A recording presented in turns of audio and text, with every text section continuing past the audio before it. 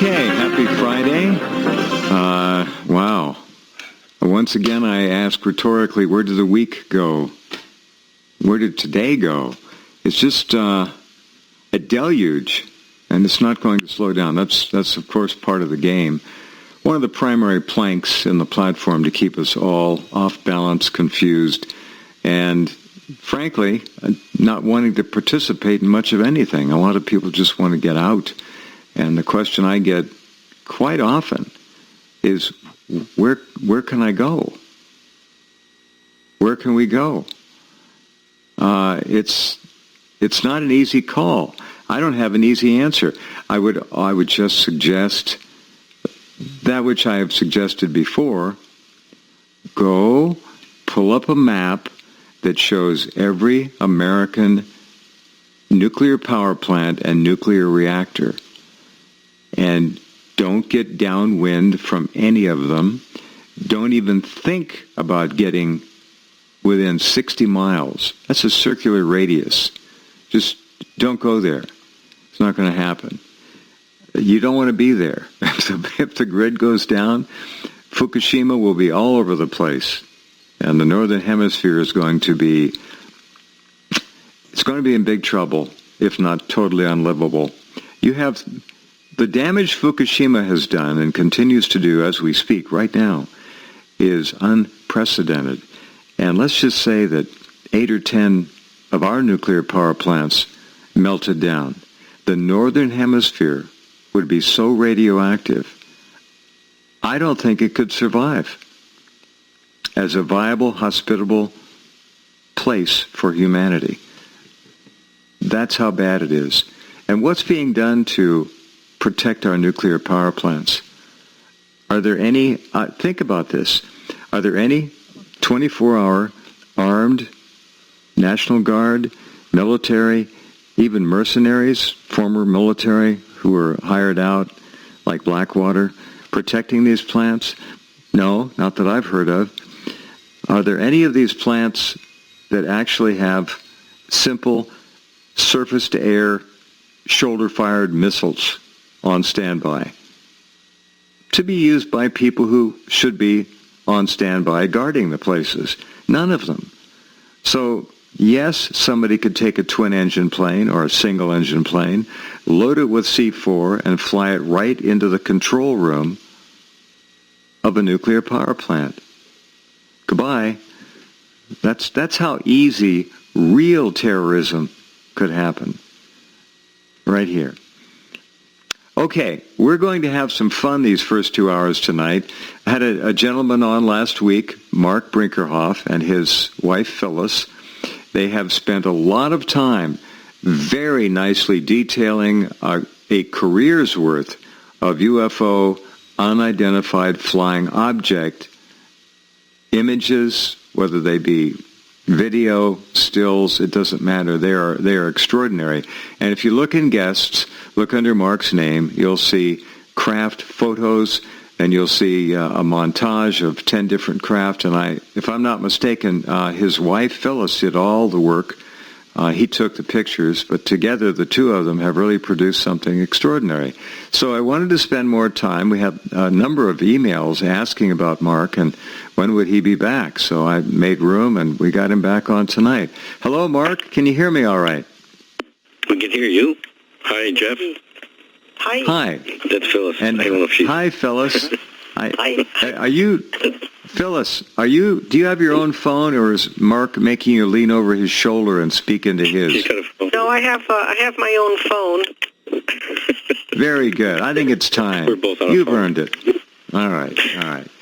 So, tell us what happened, Mark, first, after your appearance last week. What kind of response did you get? Well, first, thank you for having us back on. You're welcome. It's always a blessing to be with you. I guess our friends from Facebook and a few emails, they enjoyed the show very much. Good. And Good. Thank you for the link, because I was able to post it for people who were not able to hear it because they were working or got home late, something like that. Yeah, very good. So we had some good responses, yes. Yeah.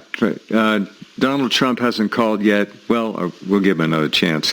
Frank Chili is the man who put this together. And thank you, Frank, again. I give Frank 1 2-hour block a month, and sometimes more, to fill with people that he and George Filer and a couple of others, of course, think are really important people. And Marc and Phyllis are two of those, and we're grateful to have them on tonight. What we did last time was kind of spend time doing a little of this and a little of that. We didn't get to the Valiant Thor story. We're going to get to that this evening. And I think many of you longtime listeners know about Valiant Thor from Venus. And by the way, it's interesting. Maybe you saw this, Marc and Phyllis. Maybe you didn't. Russia has laid full claim to ownership of Venus. Yeah, I noticed something. Yes. So there's what that does immediately, of course, is raise the specter that Valiant Thor, who allegedly lives or lived on Venus and may still be there, going back and forth, who knows? Maybe Venus, in point of fact, is more than hospitable than anyone has led us to believe. You remember about 40 or 50 years ago, the projections were that Venus was like 600 degrees on the surface, and utterly ridiculous to even think about life on Venus. Well, yes. that has changed. Go ahead. Mm-hmm. First, it's kind of funny that how the physical people of planets are claiming a planet when all the space people know you don't own anything. But Valiant and his friends and crew and family, the family he's adopted with, remember his family, the Thor family, is adopted him, kind of like, because he's not like born there. But the interior of the planet on the etherian level, high etheric, mid-etheric levels, that's where they live. If there's anybody physical walking around on that planet right now, I haven't seen them when I've been there. So if the Earth people want to claim physical Venus is they're claiming it, well, I don't know how far they'll get with that with the space councils out there, but it just might be one of the claims that they're trying to make. You know, we put a flag on the moon. Oh, okay, so we're putting a flag on Venus, but the space beings are not concerned. Let's just put it this way: our friends in space are not concerned really about the physical dense planets the way we are, because we're on them. They see them as stepping stones in a way of being on these planets and getting information or learning certain things. But no, just like the native tribes here don't claim the planet, they don't claim anything as the land. So all I can feel is from the Etherians wouldn't do that. So it's kind of a funny thing for the little children of Earth, really, when you think about it, are claiming that they own Saturn or they own this planet. Or we're claiming Venus, or we claim the moon. The moon is its own. Well, I've told people this in the past. It's really not a moon like a moon around certain planets that are just natural that came. Some of them are remote, and they bring them in to create balances in the solar systems that are out there, in different solar systems. So our moon was brought in when the planet system had a big, let's say, a battle of some kind back billions of years, a long time ago. And the planet between Mars and Jupiter blew up. That was caused by the humans on the planet at the time, or the beings, let's say the human-looking people. So those people came back through incarnating on Mars and Earth. And like some of the Martian people came to Earth too. So when it's all intermixed around our galactic core here and all our people. So he, let's say, I'm not saying he, not like Val, but different space people brought in the moon, which is actually interior, is a spaceship they created round inside the interior. So you buy into that the moon is essentially hollow, but it is far more than just a round moon. It was towed in here, and it's a very busy place. Yeah. Yep. Yeah. It's true, and I've talked about this since I can remember, in the 1960s, but no one would hear it. But I've been inside the moon when I was a child, out of body, 5 years old, Ingo Swann has been to the moon, and when we met, he and I talked, and he said, "You're the only person on the whole planet that I've ever met that's seen what I've seen on the moon." And Ingo, whoa. I knew Ingo from the program here. Just a marvelous human being and gifted beyond measure. Talents, abilities, and for him to say that to you is stunning. Because he did on this program just describe his journey to the moon, and I think he talked about Mars as well. But Ingo knew a lot, very much. This is interesting. This is very interesting. Here's a story for both of you and all of you listening. Dmitry Rogozin, Rogozin, Rogozin, the director of Roscosmos, that's the Russian-run Cosmonaut and Aerospace Research Corporation, indicated earlier this week that his nation is organizing Russia an intergalactic mission. What do they call it? Intra. They misspelled it. It is intragalactic. It's actually intrasolar system mission to Venus. This news story was in TASS, the Russian news service. We think Venus is a Russian planet, so we shouldn't lag behind, asserted Rogozin. Projects of Venus missions are included in the United Government Program of Russia's space exploration for 2021 to 2030. The second planet from the Sun, also referred to as Earth's twin, on a good day, is a mere 25 million miles away. If the distance is a put-off, consider that the surface temperature is a balmy 900 degrees, hot enough to melt lead. Now, there are many who have taken great exception to that statement, and this is what I alluded to earlier, that it's too hot, it can't happen. Well, they didn't talk about what might be going on underground. You go underground 10 feet, and you're not going to feel that heat. It won't even be there. So, and the same thing here, if you go underground, I think it's 18 inches, 20, let's say 2 feet under any, like North America. You dig down 2 feet and the temperature will stay very stable between, I think it's 55 and 65 or something like that. It just doesn't, you don't get that heat. It can be 110 above, but you don't feel it 2 feet down. So a lot of things can be going on Venus, and I'm here to suggest that Russia may be tipping their cards a little bit. Maybe they're letting the cat out of the bag. It's very interesting. Your thoughts? You think they're already there? They could be. I could have sent some robots and things out there to test things out. But sure. Even so, I'm not feeling yet that they're there. I think they're projecting that, just like everybody wants to go to the moon, and Earth people have been to the moon. And we did land on the moon in the 60s. And there are people in the moon, and I've seen them. I've been there before I came to this planet, so I know what I've been in there. It's very scientific, too, in some places. But inside, there's lots of things that Earth people would find interesting, to go for the first time like a vacation. It would be fun for them. But there are different types of people there, different types of alien beings that are really benevolent, mostly benevolent, some scientific. Really scientific. So that's why the Earth people probably get off going up there as scientists to learn what they know.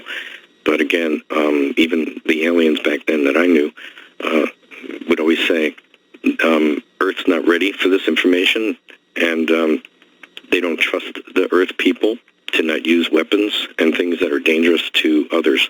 So that's why Earth, the planet, and the species on it have been kind of quarantined because of that too, because of their instinct to want to shoot things or something and blow things up.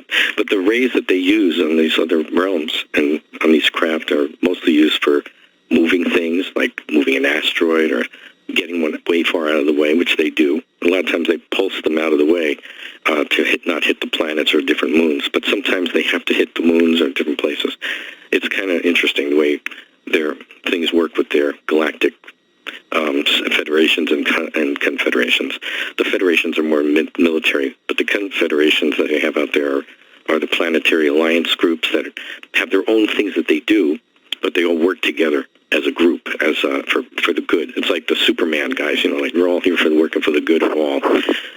So with Venus, though,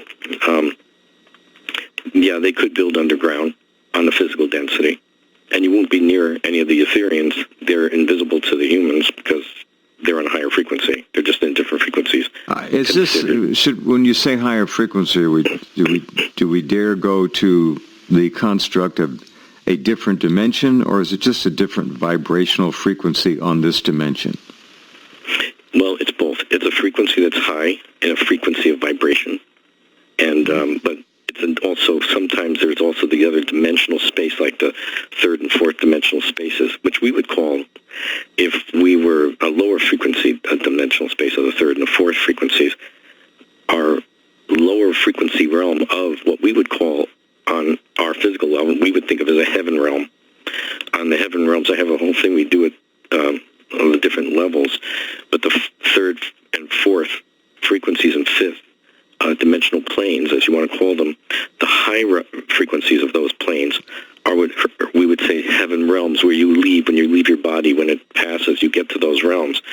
But people, if they're not aware of it, never ask questions or be curious, wouldn't know that the lower frequency of the same realms, just a little more like lower, and there's many spaces of frequency within that one realm, let's say, would be the Etherians on these other levels that are dense too, but not as dense as our physical planet here we're on. What we're on is called first level, according to what we know in space. We call this the first dense level. It's the heaviest and densest level a soul can incarnate to and get a dense physical body to learn and work with. But this is not our preferred home. This is not where we would normally want to be. These are boot camp frequencies where souls train themselves and they like to learn things or get a real dense feeling. You want to see what that's like. Many of the space beings we maybe interact with or people might have contact with in the future are high mid-Etherians. They've never had a dense physical life like we've taken to be born on a planet. And they, being Etherian, they have a dense form. When they come in, like Valiant Thor and his crew, they came in to work here, or these other space people, including the other Venusians and others that come in to work physical body form. They come in for a couple weeks, maybe a month or two, and then they go back, like Val was going back and forth to his crew and ship to be basically get recharged back and be normal again for him. His normal frequency is a higher frequency. So when they come into his dense body... Excuse me, Mark.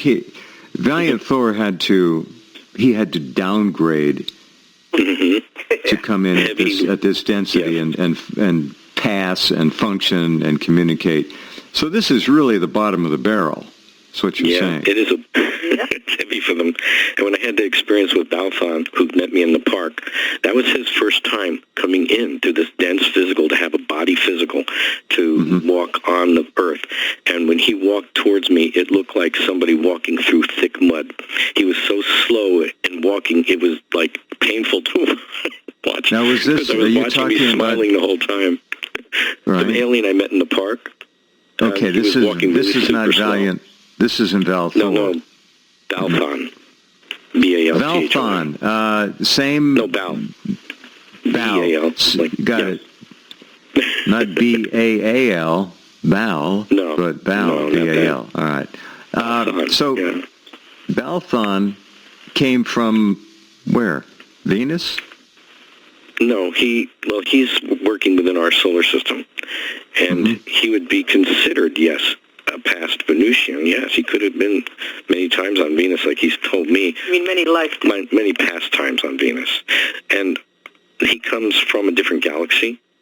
And he's working with the Ashtar Intergalactic Command and the alliance groups that are out there working all together.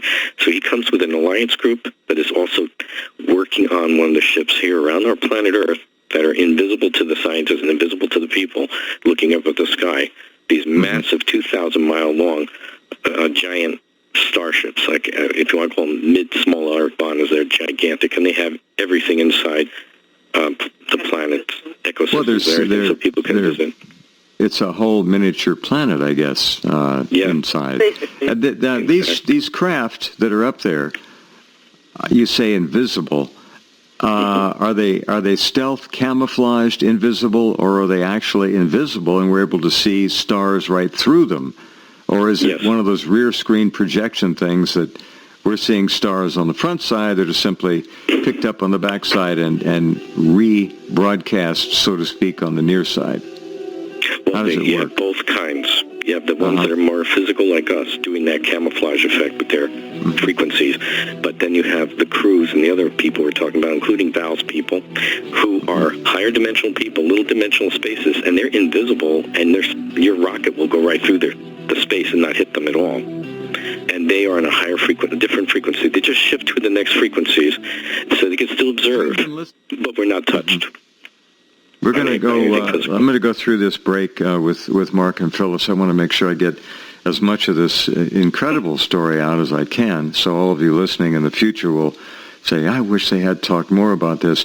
Let's go to the Valiant Thor part of your story. First of all, Phyllis, did you ever meet Val Thor? No, I only met Balthon. I never met Valiant Thor.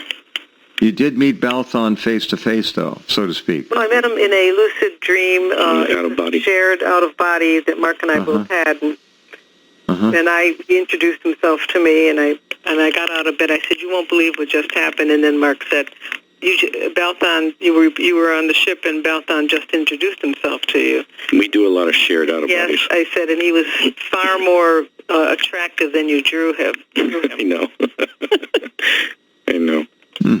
Okay. I didn't tell you, Jeff. Yeah. Jeffrey. Go ahead. Jeff, I didn't tell you how I'm able to do all this and why, because I think Frank was saying if we can just cover some of that. I tried to write something up fast because many of my friends who know me, but the people that don't, I just want to give them a heads up on how this happens and why I have this communication with our crews and friends, since they're part of my family. So I'll just read to you what I wrote. Pretty fast. I am here to express the reality of multidimensionality. I didn't have to incarnate here. I'm a walk-in and took over a body that was going to be stillborn. Before entering the body, which was still in my mother at 8 months, I knew I was to not be given the memory veil by the ministering angel that oversees souls coming into a physical bodies. That's the memory that blocks everything from your memory. The memory veil blocks a soul's past recall of who they once were on a planet, inputs time, or where they came from, where they have been, like from other planets or galaxies, and more. And I'm just trying to do this short because I'll just ramble. When I took over the body of the other soul that vacated it, I waited for our Creator to start the heart to beat. I had to sit in there and wait. Once I was connected to the body, I left to go back to the ship that I call my home, where I work and would be going back and forth throughout my life while on Earth. I came in to rescue my soulmate, who's Phyllis. Phyllis on Earth now, but as her other soul name is in space. So she wouldn't have to come back to a first-level 3D reality, dense physical planet. I can remote view my own reality through my oversoul. I can see from my oversoul's perspective and my Earth self at the same time if needed. I can see angels, the nature kingdom, since I was in a crib. I've been seeing spaceships, or our friends, since I was 4 years old in upstate New York. And they would follow me, and I would know if a ship was coming from my friends, as I call the friends, and anyone with me would see them. I am also told to look up if they're in the area, and that's like when they call me to come to the window now, and I'll go right away. If I'm walking on the street and I'm walking with friends, I'll stop. I hear look up, I do stop, and everybody with me will see them. So we have lots of friends and witnesses who've experienced these things, but it's been my whole life because it's where I'm from. And my father used to witness so many things with me. In fact, when I would go up to the school fields where I would go at night and have my encounters, he one time said, if you don't come home, I know they're with you. You're with them, and I trust they'll bring you back. I said, they always do. And I was a kid. So I just want people to know that when I tune in, like to, let's say Val right now, when I'm tuning in, I connect to my overpart, my oversoul, which is all of us have our oversouls, and they are in the high realms of light. I mean, 12 plus and up, and we are the aspects they put out. We might have an aspect in another galaxy, another dimension right now, male or female. We can have an aspect in another on a frequency around Venus right now. And so I tell people, look, when you see a ship, if it's calling to you and it's you can feel the energy of personal with it, usually it's somebody you know. It's either a friend and family member, or it might even be your own aspect from that other frequency and dimension, or a future time that we would think is a future time, and they're coming back to say hello. This has all happened to me, where my own aspect came over me in the ship over my house. And I viewed it from two perspectives at two different times in my life. So as a 14-year-old, I'm waving to the spaceship with the window opened, where I see 6 people one waves at me. I said to my dad, that's my friend, meaning me, but that's my friend. So I told my father. He thought, okay, that's the one who goes and meets you out in the field. But one time when I was in my early 20s, like 21 or so, they took me for, I was out of body, and my friends said, we got a surprise for you today. I said, oh, good, because they can block me for surprises. It's fun. But they can block you from telepathy, so you don't know what they're planning. So they took me in a ship, and we just had a nice time, right? And I'm going along. And then they said, okay, watch. And the whole screen window, the window or the field of the ship in front of me goes wide open, meaning it becomes transparent. And it becomes a giant window. And I can see my house from upstate New York. We're way high over the roof, high up, a couple 100 feet up. And I could see my brother, my mother, my father, and we were in the backyard. And my right hand suddenly goes up and starts waving. So I was suddenly in my aspect form on the ship. When I'm out of body, that's me. And I'm waving at myself. And I actually telepathically said to them, oh, this is too cool. I'm watching from two perspectives at the same time. I was able to look from my eyes on the porch in the backyard, as well as from my spot where I was in the ship at that moment. And that took me back in time to 1967. So this is how they can do these things. I have to just rewind a little bit. Your dad seems to have taken this pretty well. Yeah, he did. My mother was a little skeptical, but before she died, she admitted to me that my father would talk with her about the things I would say, and she said, but this is not real. It can't be possible. And my father would say, believe it or not, this kid's not from Earth. and it's just funny. It's just funny. But before they both died, they admitted to me, my mom died in 87, my dad died in 85. And they both admitted and said, thank you for coming. Thank you for being part of this family and teaching us these things. Because before they died, I had to tell them about the other side, what to expect, and how you have to get rid of your addictions here. It's better to get rid of them here than carry them with you to the other side, because then you can't move through other frequency and dimensional spaces on the other side. And I do lessons on this for people. So if you're into alcoholism, not you, anyone into alcohol or heavy smoking or drugs in any way, it's best to get rid of these addictions here, because we took them on here. We claimed them to try them out or something, but, and they're before they come to the planet to have a life. And they take these little challenges. So conquer them here. You get a clean slate when you get on the other side. Because your energy is going to hold on to that for a while. We'll have to... Yeah, it has to dissipate on the other side, too. We have ways to do that. But going back, okay, I mean, I hope that helps a little bit, because it's a little difficult to understand why Mark speaks the way he does, and often he doesn't give people the anchor or the foundation, because he just assumes you know what he's talking about. But, we live in multiple dimensions all the time, and we don't even... Earth for us right now at this point in our existence is, we'll stay here for the duration, but can't wait to get out. Yeah, go home. So, okay, when you look at and when you contemplate most of the people on this planet, 8 billion, how would you analyze them, their potential? What I'm getting at is, it seems to me that a lot of people on this very dense planet are actually, they're not cyborgs yet, but they will be. But they're really, some say soulless.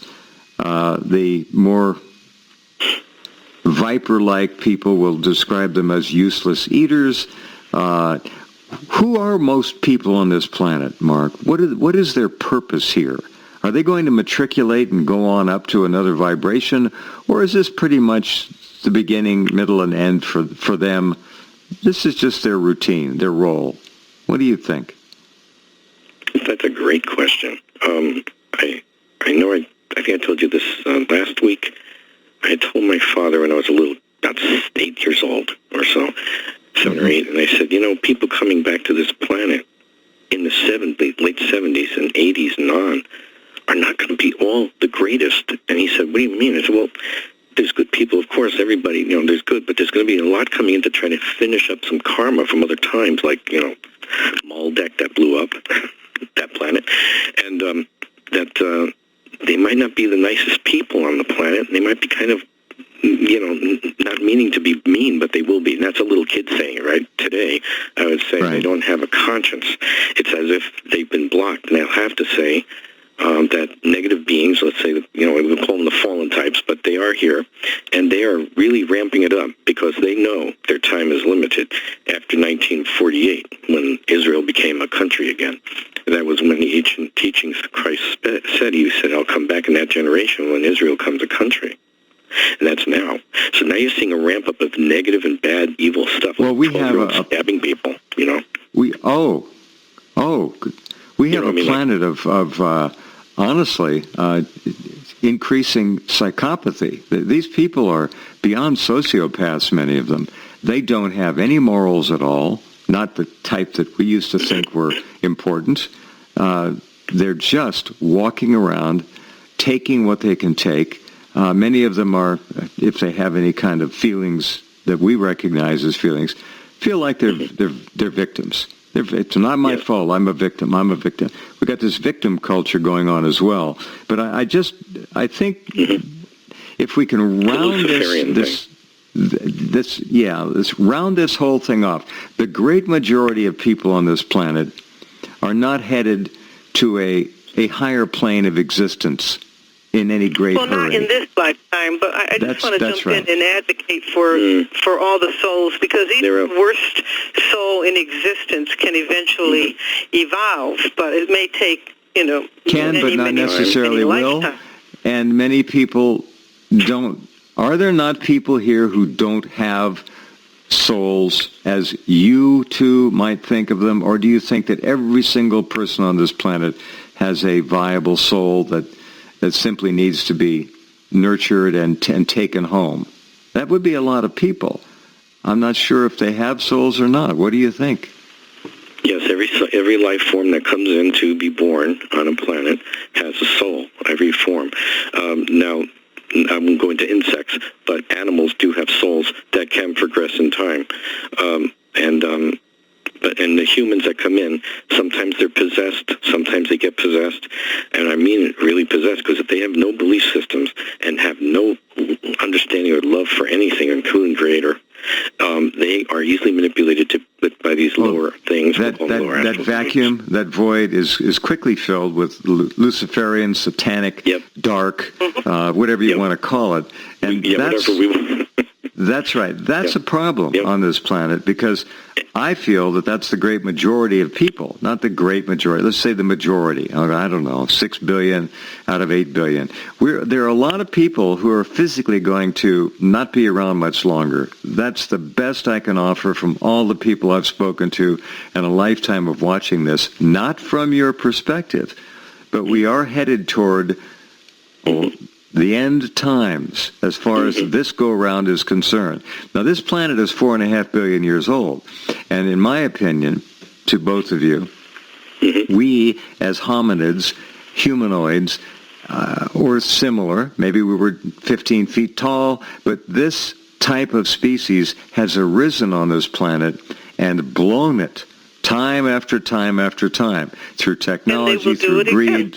For what? They'll do it again. Thank you. Thank you. It will reset. That's where we're headed.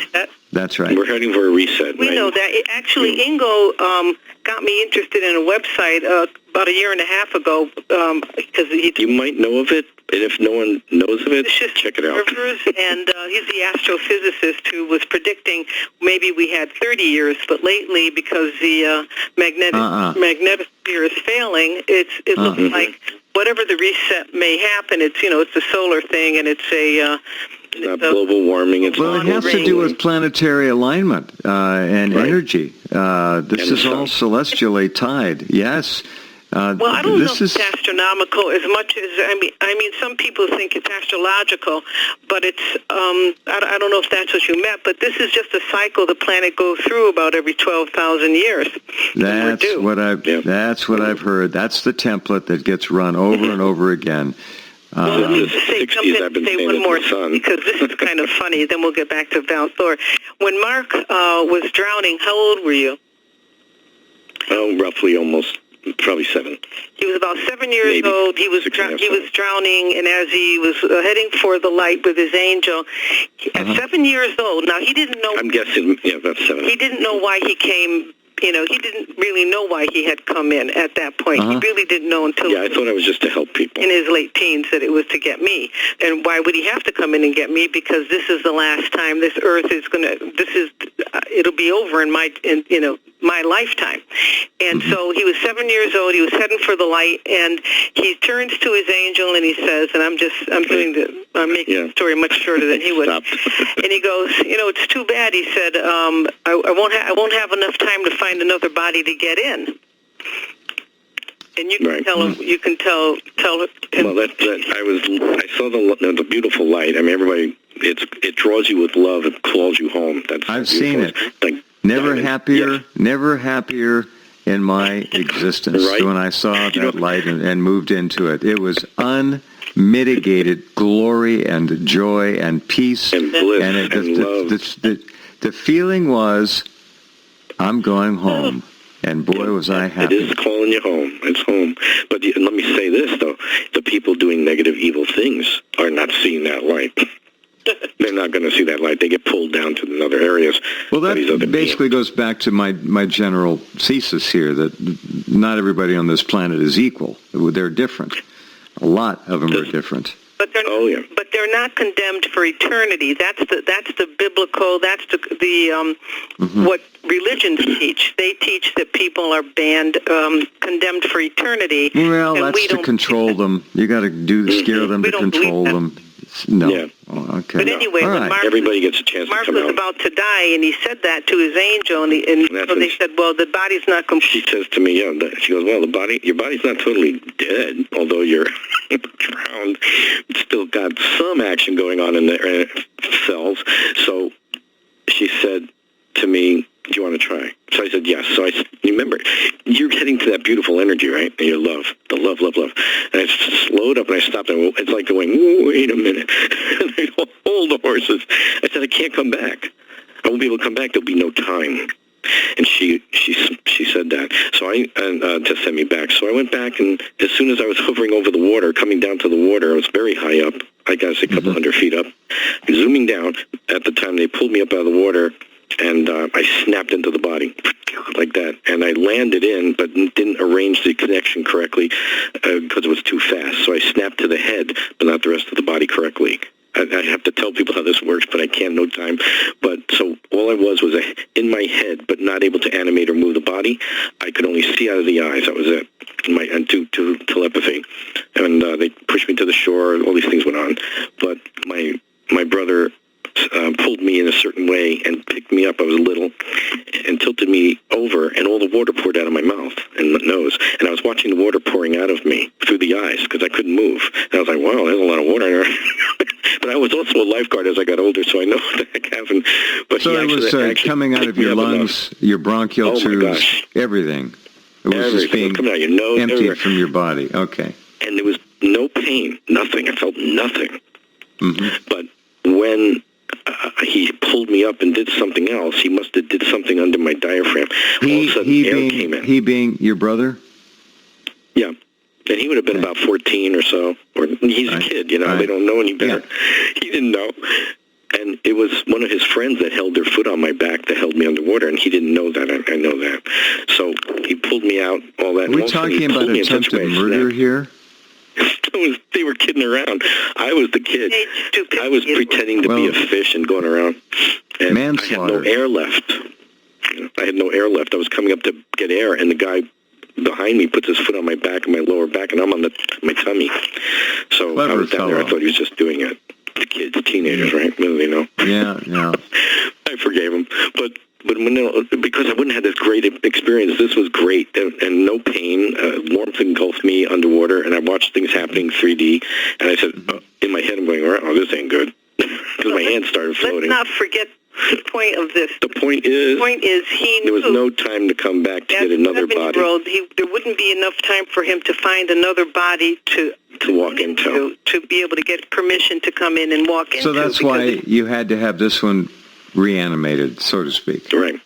This is the one I got in. When you're coming into a planet like this and you've never been born here before, you're not allowed to come in normally unless you have karma of some sort. So our friends and crew, when they asked us these different councils, you have councils around the solar system, they said, okay, who walked this planet the most of all you guys? But it was me. But I did because Phyllis was here, and she was here for 50 lifetimes. Well, this is her 50th. Yes. So she was here before, and I visited her from Atlantean times, and she was a male, and I visited her in different times in different continents. So we always connect. You know, when you have you're one of your soul friends or soulmate friends, one of you is on the other side, and you're helping out. I was given permission by Sananda, who is the being known as Yehoshua on this planet, who came in to help people. He gave me permission because with our crew we were saying it's time for us to come home, and Yehoshua and Creator want the souls to come home, to come back to their oversoul, to reanimate, to get their aspects back when they have these cataclysmic events that occur in these solar systems and star systems. This planet, according even with Ashtar and the crews that I know out in space, it's taken a long time for the people of this planet to get it together and figure it out and reach up to the Creator and try to come back home and understand who Creator is. If I might suggest, I don't think the people on this planet are doing very well right now. I think they're in a regression phase. Mm-hmm. Whether it's been brought on, caused to happen, it kind of doesn't matter because we are not becoming more spiritually aware, and I think we're not going in the right direction. Let me just put it that way. As a totality of species on the planet. That actually are, though. Of course there are. Of course. Not everybody is lost. I got to ask you a question. We don't have 10 hours, which I think we could fill. Where was Atlantis? Off Bimini? Was it in the Mediterranean? Was it off the west coast of Spain? You've got the Basques, who are supposedly Atlantean refugees. There's supposed to be a sunken something off of the west coast of Spain. But Bimini's got all those with obvious roads, stones. There's a lot of underwater remnant around of former civilizations. Where was Atlantis, in your opinion? And from what I remember and seen from space, the continents were different, formed in those times. The Atlantis, what we call Atlantis today, was where the Bermuda Triangle is, including Americas, and including okay, Cuba, so it was off Bimini. Continent. I got it. In Bimini. In the Caribbean. It was a huge continent. Yeah. Now, Hawaii and Ireland and Scotland are parts still of what was ancient Mu. That is ancient Mu. How does Lemuria stretch from Hawaii to Ireland? I don't know. You're talking about just knowledge connections, not geological connections, knowledge and wisdom. The Irish have great knowledge and wisdom, according to those who study the distant past of Ireland. They've got, some people say Ireland seeded all of Europe and everything else. Okay, I don't want to go there. But the idea that Hawaii and Ireland are somehow connected with ancient Lemurian knowledge, spirituality, that's a very interesting concept. I've never heard that. They sunk, and then they came back up. And so those parts are still, those visible areas are still from that ancient time. But Lemuria was supposedly off the west coast of South America. It was another giant continent. So it's kind of... All right. Let's. We want to get to Valiant Thor. Valiant Thor was a Venusian who matriculated downward to get, I guess, to be able to pass and function in this low, dense existence on this planet. He came here. He lived in the Pentagon for several years. Tell us a little story, and then let's get into your experiences with Valiant Thor. Well, my first experience with him was, again, when I was around, I'm 7 years old or so, I was bike riding with a cousin. That would have been in the late 50s, early 60s? Well, it would have been 1960. Mm-hmm. Yeah, it was 1953 I came in.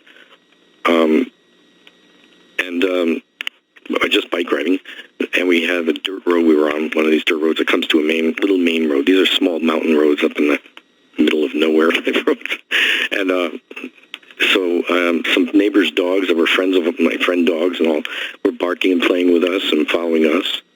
And I looked down to one of the dogs, and I said, "That's okay. It's okay. Well, don't worry. Don't come near." And all of a sudden, I was on the spaceship. I was on the home ship, meaning I was out of body way up there in a different level. Okay, this is important. Now, you were out of body. You were extracted out of your body. You weren't extracted your entire physical being. You weren't abducted, so to speak. All right. No. Never been abducted. I've always gone willingly with them. But what happened is, according to my cousin, everything from there, I'm on the ship. The next thing, I'm waking up on my father's bed with my mother patting my forehead with a cool washcloth. And I'm like, huh? That's how weird it was. It was like you just came back from out-of-body travel, and you're back and you're waking up. And my cousin described what happened to me. She said I was on the bike, slowing down, stopping almost to a stop right there, talking to the dog, and all of a sudden, I slowly, she said, went to the left side, and the bike tipped over, and I'm on the ground with the bike sideways on me. And she ran over and came over to me, and she's knocking me around, pushing me. What are you doing? Get up. And she said, I'm laying there with a smile on my face. She thought I was faking, and nothing happened. I wouldn't move. Then a car pulls up, dark sedan, big sedan. Probably in those days, like a giant Impala in the 1960s. I don't know, big sedan. And the man at the window says, "Do you need help?" And she said, "Yeah, my cousin, I don't know what's going on." So he came out of the car, picked me up, and put me in the back seat, and then followed my cousin to my house, which wasn't very far away. It was like going down a little hill. And at the same time, one of our neighbors' kids came out for no reason, a younger kid, and he took my bike and walked it home and put it on my yard. And that was what she said. And they put me in the house and all that. So when I'm waking up on the bed, I'm thinking I'm coming back from being on the ships like I do at night, going out of body normally, or soul travel, as I call it, because it's not just out of body, deep travel. And I'm looking at my mother, and there's my father on my right, my mother on my right, and my brother, and this man, and then my grandmother on to the left by the door in the bedroom. And the man I'm looking at is totally familiar to me, like one of my friends. And he's smiling, business suit, perfect fitted suit.